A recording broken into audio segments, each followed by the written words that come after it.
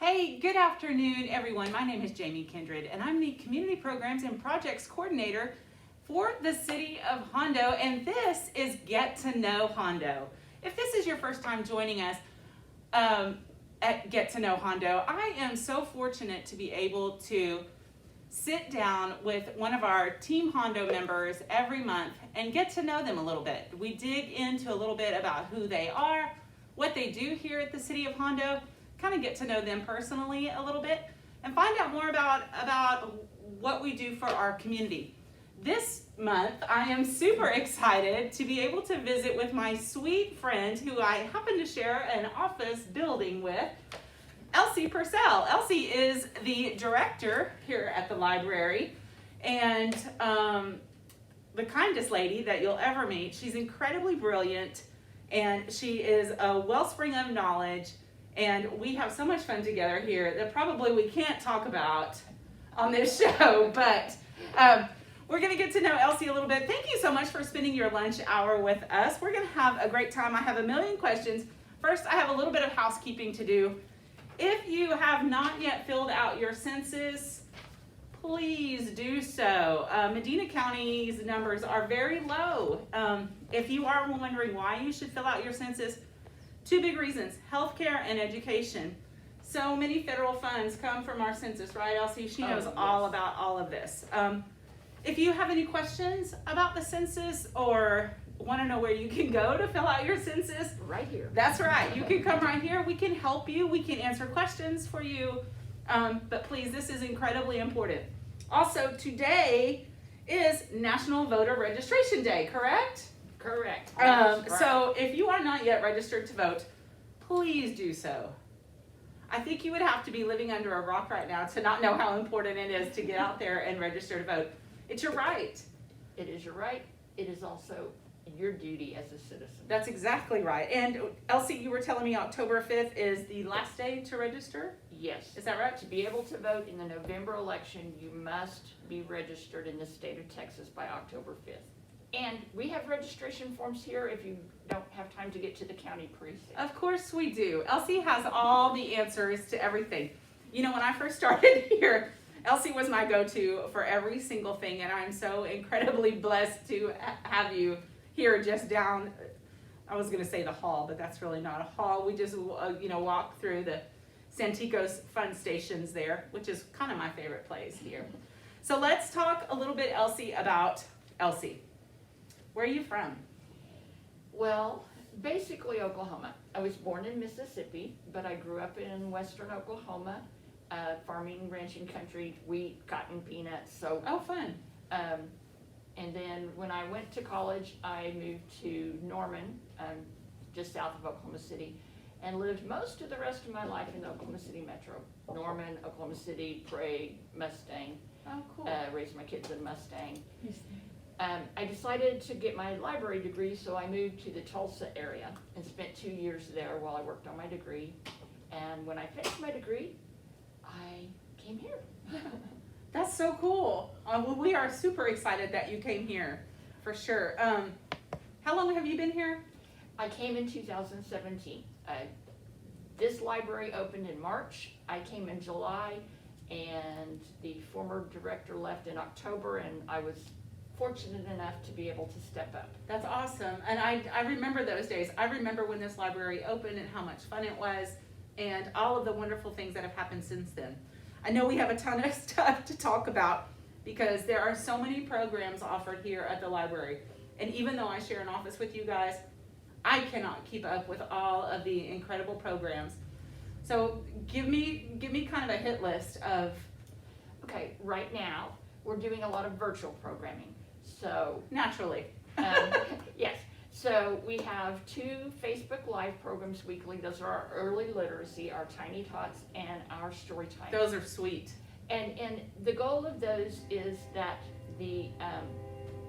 we're doing stories and songs and crafts, but it's to help the parents and caregivers help the children develop those early literacy skills that help lead to reading and to success in school.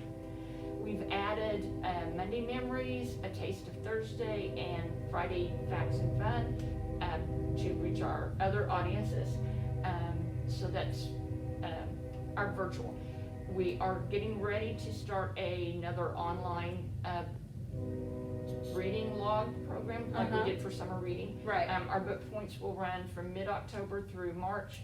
So as people read, and it will be open to all ages, as people read or parents read to the little ones, you just record the number of pages read. There'll be different prize levels. You'll get a little prize for each level you complete. And so we have so much, I can't even keep up with all of it. There is a lot. Shortly before we closed, we added kits, which, like our John L. Santico's Imagination Stations, these are like a backpack with multiple ways for someone to learn about a topic. They have a book, they might have a puzzle, a game, a stuffed animal, but they're all on one topic that can be checked out. Also, shortly before we closed, we got our Polycam unit set up. And what that is a way for seniors to contact the Social Security Administration without having to drive into town. They can do a virtual interview. I know a lot of people are doing Zoom now, but this is a secure channel that will be here. We are still working out a couple of little kinks on that, but it will be available soon. Okay, so this is what you and I were talking about the other day that I knew absolutely nothing about, because it is fairly new. So walk me through that process a little bit. And I know we're still working out kinks with it, but it's for seniors? Yes.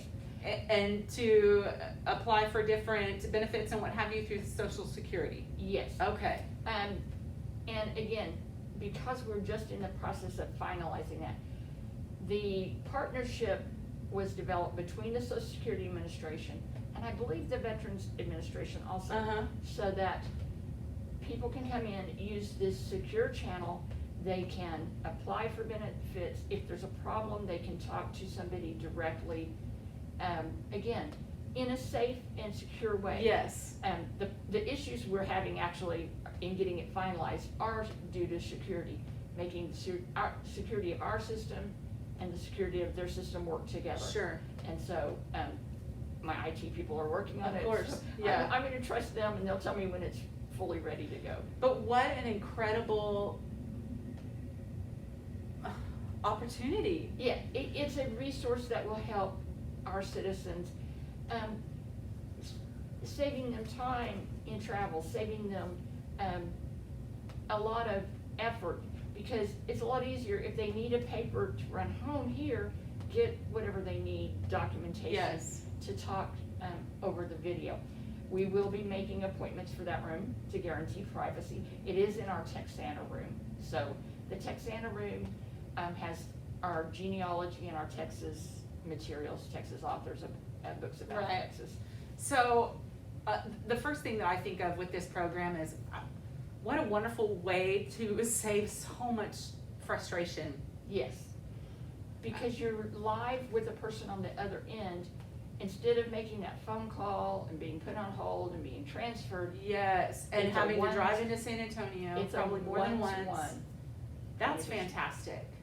Yes, and it was something we were looking at. Social Security Administration reached out to our county commissioners, and they directed them to us as a place to place it, because some communities put them in a community center or somewhere else. But the library basically is the community hub. We're here for information on all sorts of things, and what better place than the library? No kidding. Yeah. So something that I was thinking about the other day that we also offer, and I know there's a million resources with this that I don't even know enough about, but last year my son Logan was looking for some medical books for his business professionals UIL thing that he was doing, and I thought, I don't know where to find these medical books, and I don't know if our library has them. And so I came and visited with you, and you opened my eyes to all of these e-resources that I had no clue that were available here, and I'm fairly certain that a lot of people don't know that we don't have here either. They think if you walk in the door you look for a specific book. If the library doesn't have it, well, you're out of luck. No, libraries have changed a lot over Mhm. the last, say, 50 years. They're no longer your grandmother's library. We're not quiet. We're not going shh, shh, shh. Oh, we're not quiet, and I apologize. That's probably my bad. We have access through our state library to, I'm gonna say this wrong, I think it's 170 different databases. That's a lot of data. Let me, Yeah, Hello. and they're on everything. They are on educational topics. We have a lot that our school children can come, and not even come, you can do it online through our website. They can research any topic they need to for school through those educational ones. Yes. There are medical ones, so that you don't Google diabetes and get several million results to go, okay, now which ones of these are right? Yes. We have Medline, we have Alt Health, we have Consumer Health Watch, and all of these are what we would call reputable sources, verified information, and you still may get quite a bit of information and have to dig through it a little, but going through a couple of thousand results compared to a million, Yes. it is the point of it. Sometimes that in itself is daunting. Yes. You know, for the person who's trying to look for something and there's millions upon millions of different resources and you're just like, forget it, I'm out, I can't even. But it breaks it all down, just like I know we looked at Medline and it was like, okay, and then you put in the subject or the title of whatever it is you're looking for, and then that breaks it down too. It makes it really nice. Tell me a little bit about, I know that recently, first of all, if you ever come to visit Elsie, you will probably find her at her desk, buried up to her elbows in a million papers, because she is constantly working on grants and constantly working on ways to help our community, provide resources. She is just constantly in that swirl of what can we do to better provide for our community. And that's one of the things that I absolutely love about you, is you are always, you have your finger on the pulse of the community, especially our seniors. Well, really everybody, I would say, especially our seniors, our small children, and our youth. We really try to reach out to our youth, who sometimes seem like that is the hard group to reach out to. We have so many wonderful programs, Cyber Owl, so many cool things available for our kids. Anyway, let me go back to where I was headed, because squirrel, I do that a lot. Last week in the paper, on the front page, I noticed we got some money for some really cool things, so I'm going to let you tell us all about that. Okay, so this is our new, opening our membership to the entire county for a year. And what started me on this project is our schools, their libraries are maybe closed. As things are reopening, not everything is open, so their libraries may not be open to their students. Sure. They have fewer e-resources because they have smaller budgets. Sure.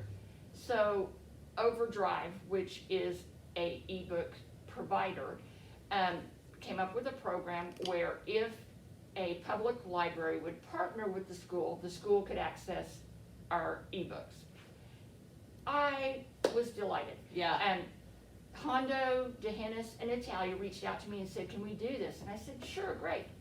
And then I got to thinking, if our students need this, what about the rest of the people who are home during, maybe working from home? Yeah. Maybe they have health issues and they don't want to get out in the public anymore than they have to. And I had been told that in the past, they had tried to open the membership to the entire county, and it was just a no-go. But I wrote a proposal, I took it to our county commissioners, and basically I was saying, we would love to offer this to the entire county. Here's what it's gonna cost the library to do that. We're gonna lose our out-of-area fees, obviously, because if we don't charge those. Sure. Because our population will go up from the 9,300 plus of Hondo to the 51 plus thousand of Medina County, my subscription to Overdrive is gonna rise. Sure. And with reaching out to the schools, the 3,500 plus ebooks that are for children and teens might not be enough, because those are being shared among everybody who uses Overdrive. Mm-hmm. So we're gonna purchase some additional ebooks. I asked the county for $10,000, and they agreed to fund half of that for 1 year. Just so happens that a representative from Vulcan Materials was at that county commissioner's court and said, we will fund the other half. So that got us the funding, so we're able to open the membership. We're gonna be having a membership drive. It's gonna run from now through the end of October. Come in, get your library card, then you can access those e-resources, those databases, because you do need to sign in with a library card to get those. Right. Don't you just love that, how the community just comes together? It is wonderful. That's what I love. I grew up in, like I said, in a small town, and small towns, they're the heart of America. They really are. You hit the nail on the head. Yeah, because everybody pulls together. Another example of that is our Parks and Rec is going to partner with us on a program we do every year, our Dia de los Muertos, and they're going to partner with me on a new way for us to reach our community for those people who don't have internet, because that's one thing I found working on grants. 25% of our community don't have internet at home, partly because of the rural area, partly because of funding, but I want to be able to reach them too. Yes. The library needs to be here for them. So we're going to do what is known as a story walk, and we're going to put up a book. Oh yes, you were on telling me about signs. this. Yes, A yes. book on signs, and you walk through the park and read the story. So it serves a couple of purposes. Those people who don't have access can go through the park and read the story, and you're getting exercise, you're spending time with your family, and helping literacy. Yes. Will you change that book periodically, or how's that? Because Yes. I'm envisioning it, and I'm thinking that is so cool. Yes, the plan is that hopefully every month we will put a new book in a park, and then because there's several parks in town, if we take that book and move it to a new one, and then over time, hopefully we'll get books in all the parks that people That want is to so walk. much fun. Yeah. I cannot wait for that. That's going to be a ton of fun, especially like if, you know, towards Halloween, you do more Halloween type books, and Christmas, you do some wonderful books like that. Speaking of Halloween, we have a zombie run coming up. Yes. Tell we me do. about Zombie Run. I have a million questions for you. Okay, so Zombie Run is the fundraiser that the library has done. The library board helps us organize it. And last year we bought Spanish books with it. This year, our 4th year, we're going to turn that into a virtual run. Which so many people are doing right now. Yeah, And even people who have not normally done 5Ks or half marathons or anything like that, they're like, sure, I'll do a virtual run. I can do it whenever I want, wherever I want. Okay, I'm down. I'll Yeah. do that. I may not run a 3K or a 5K in one day like That's a right. regular run, Yep. but And you can walk it. It's not that, yeah. Ours is going to be, well, registration's going to start the 26th. I'm tweaking the website right now. Library board should approve it this evening, and then we'll go live on the 26th to register. The run itself will run from October 10th through October 31st. So you have 3 weeks basically Yeah. to get your 3K or your 5K or whatever. Yep. And that money is going to fund shelving in our children's area. They worked for years to get this building.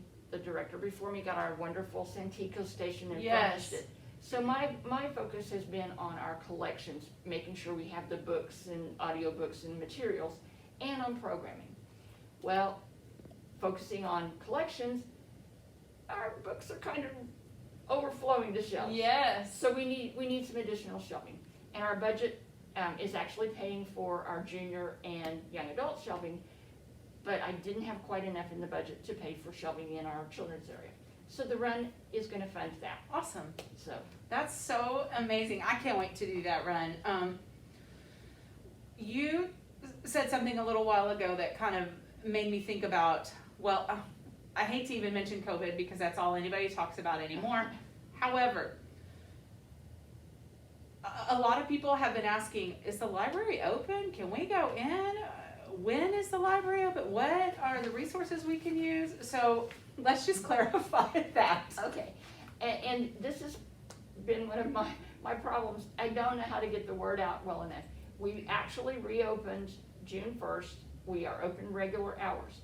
Now, there are restrictions. Sure. Obviously. Yep. You must wear a mask. When you come in, we're gonna take your temperature, ask you some screening questions. And then we do have a limit, at this point, I believe the governor raised us to, we can have 75% of capacity, but that is the capacity of the open area. So there are some areas still blocked off. Santikos is still closed. There's, with children, they I wanna get touch everything, and so that is still blocked off. Yeah, that because- makes me sad. That's my favorite area, and I'm the worst about touching everything. So I totally understand. And so what we're really offering is, you can come in and do copying and faxing. Uh-huh. You can come in and use a computer, and we're asking people, because we do have limited number of computers, make that essential use. Applying for a job, or applying for benefits, or dealing with some of those government Sure. agencies that you have to do online, writing up a resume. So essential use, Right. so that we can make sure everybody gets the opportunity. And we are allowing our patrons to check out books now. We have two methods. If you're a person who's still concerned and don't want to come in, you can search our catalog and put an item on reserve. If you have questions about that, call us, we'll help you. Or you can just call and tell us, I need this book, Yeah. and we'll pull it for you. If you want to come in yourself and physically browse because you're not quite sure what you want, And come that's a in. fun thing. Oh, yeah. Come in, we'll give you gloves, and you can go in the collection and pull your books and bring them up and check them out. And the reason for that is books have been shown to hold the virus for up to 3 days. Really? So anything you bring back, we're quarantining for 3 days, and then we're cleaning it. And while we were closed, we cleaned every book in this library. I mean, Oh every my single one. goodness.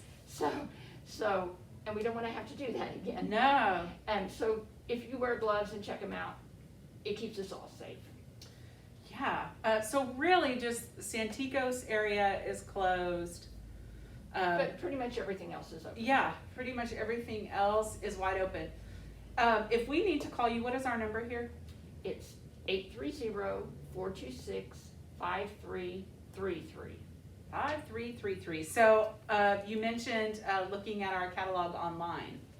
How do we find that? Okay, that is at hondo-tx.org /library. I always get the slash and the backslash confused, so I don't know everything. Believe me, if you do it the wrong way, you won't get to where you want to go. That's for sure. Next week is Banned Books Week. Yes, and thank you for wearing your sticker. Of course, because I think that's all I read, Elsie, are banned books.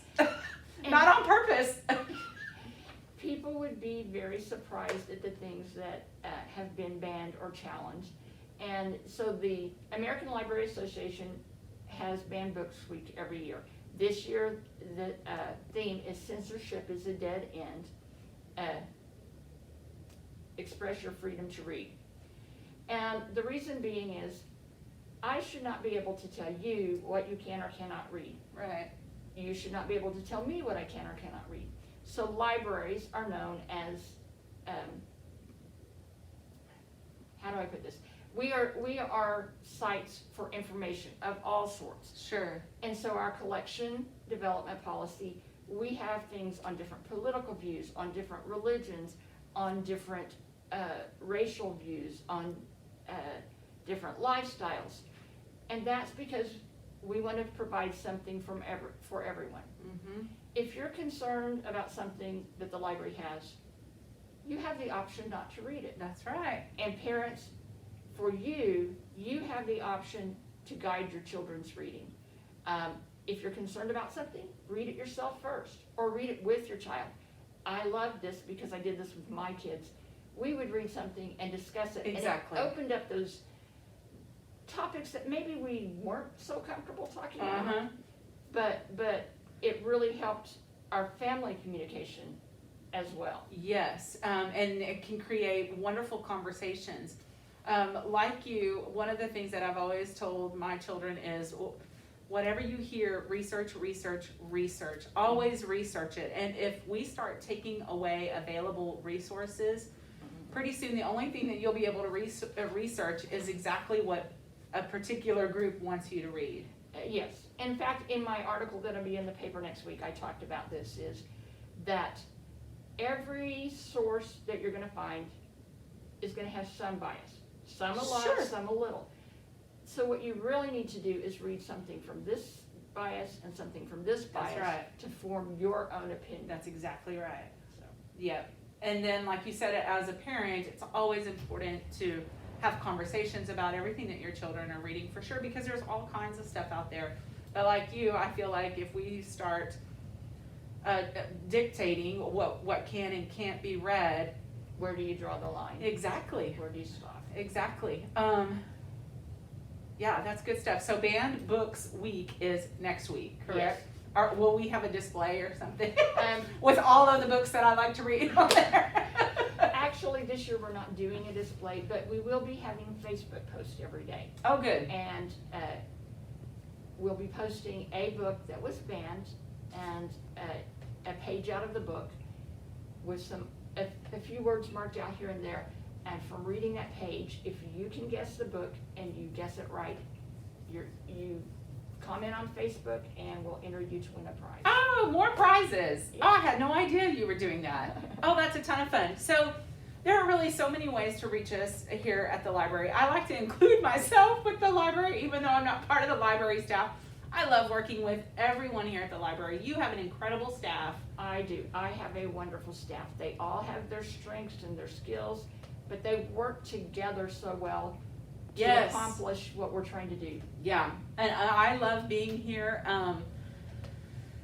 I lost my train of thought. I was going to tell you something, and now I can't remember what it was, because that's how my brain is. Okay, well, can I give you just a quick, and because I don't know how much longer we have, I do need to let you know about a couple of other things. Yes. Again, for our patrons who don't have internet access, we are also going to start a program in October called Dial a Story. There'll be a phone number you can call up, and Oh, my you and your goodness. child can listen to a story. You think of everything. No. I listen to webinars and talk to other library directors and gather ideas. That's what I do. That's And so then I smart. say, will this work for us? And then we implement it. We're also doing a lot of grants. Right now we have a couple out trying to get laptops and Wi-Fi hotspots to check out to people who don't have internet. Yes, and that's a conversation that we've had before too. Even some people might be able to purchase a laptop or a Chromebook or something like that, but they don't have Wi-Fi. Yeah, the Wi-Fi hotspots hopefully will resolve that, so we'll keep our fingers crossed, knock on wood, that we'll get those grants. Yep. And we've recently received a $500 grant from the Larson Foundation with the Texas Library Association. Uh-huh. That let us buy $500 in mysteries for our Ooh. patrons who love those. We also have received 75 books from Art Resource Transfer. These are books on art and literature, and although most of them are like a regular value, $20, $30 books, there are a couple of rare ones in there. So the overall value of those 75 is a little over $4,000. So if you're into art and literature, be looking for our new books. The ladies will be processing them, getting ready for the shelf this next week. That's so awesome. Elsie, what is your favorite book? My favorite book, Fahrenheit 451 by Ray Bradbury. And I love it for several reasons. It's the story of a future time in which books are considered dangerous, kind of back to the banned books and Uh-huh. censorship. So firefighters, their job is to go around and burn up books. And it's a firefighter who saves a book and kind of what happens from there. But another thing I love about it is Bradbury was such a visionary. This book was written in the 50s. He envisioned full screen televisions that fit a whole wall. Yeah. He envisioned what he called shells, earbuds. Uh-huh. I'm like, wow. That's amazing. And so I love science fiction. It's not necessarily my favorite genre, even though that's my favorite book. My favorite genre is mysteries. So. Oh, interesting. For those of you who don't know, this little spot that we're sitting in is actually, this room is actually where all of our classic books are. And I am fortunate enough to be able to office in this room, and the classics are actually my favorite. So Like all of these here are all of my favorites. And then of course we have all of our, Special collection. that's right, all of our special collections, of course. Thank you guys so much for hanging out with us over your lunch hour. You are always a wellspring of information, Elsie, and I love visiting with you, and I am so fortunate to be able to work in the same office with all of you guys. It's amazing. Libraries are not just about books, and our library is exceptional in going above and beyond what we can offer everyone in our community and beyond our community, Yes. actually, especially now. Yes. It's so wonderful. Thank you so much. I appreciate you, and thank you guys for hanging out with us. If you have any questions for Elsie or for me or for anyone here at the library, our number here is 830-426-5333. You can find us on the hondo-tx.org website. You can also hang out at our Facebook page. By the way, our Facebook page, you put a ton of stuff on there. I do some stuff every now and then. If you look at our Facebook page, Elsie is always posting the funniest little puns.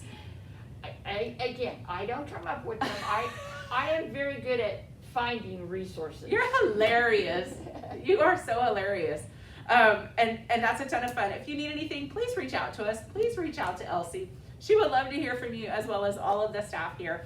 Hope you guys have a great day. We'll see you next month, October 27th. Maybe we'll find something spooky to talk about. I don't know. Again, I am so fortunate to be able to visit with everyone from Team Hondo. So we will see you October 27th right here. Bye, you guys. Have a great day.